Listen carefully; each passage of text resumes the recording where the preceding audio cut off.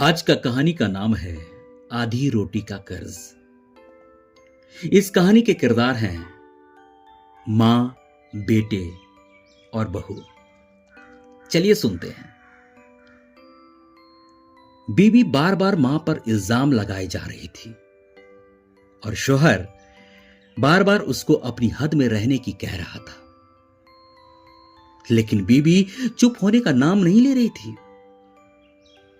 बार बार जोर जोर से चीख चीख कर कह रही थी कि उसने अंगूठी टेबल पर ही रखी थी और तुम्हारे और मेरे अलावा इस कमरे में कोई नहीं आया है।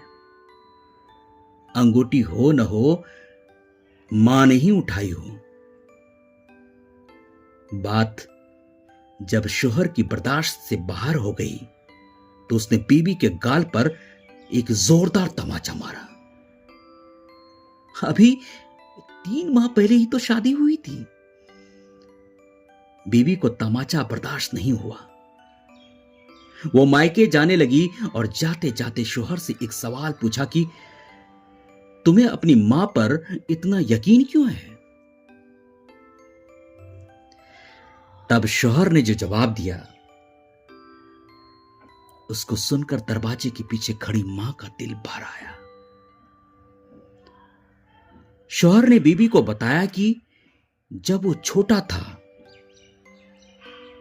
तब उसके बाप गुजर गए।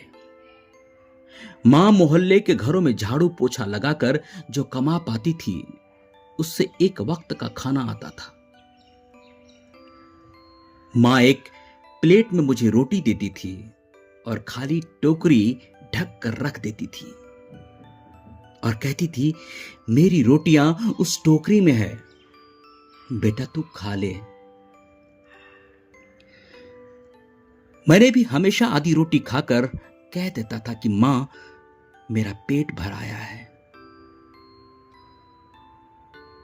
मुझे और नहीं खाना है।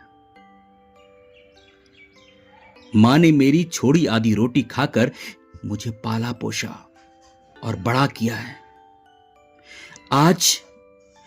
आज मैं अगर 2 रोटी कमाने के काबिल हुआ हूं तो यह कैसे भूल सकता हूं कि जिस मां ने उम्र के उस हिस्से पर अपनी ख्वाहिशात को मारा है, वो मां आज उम्र के इस हिस्से पर कैसे अंगूठी की भूखी होगी, यह मैं सोच भी नहीं सकता। तुम तो 3 महीने से मेरे साथ हो। मैंने तो मां की कुर्बानी को पिछले कई सालों से देखा है। यह सुनकर मां की आंखों से आंसू छलक उठे। वो समझ नहीं पा रही थी कि बेटा आधी रोटी का कर्ज अदा कर रहा है या वो बेटे की आधी रोटी का कर्ज। ये कहानी यही खत्म होती है।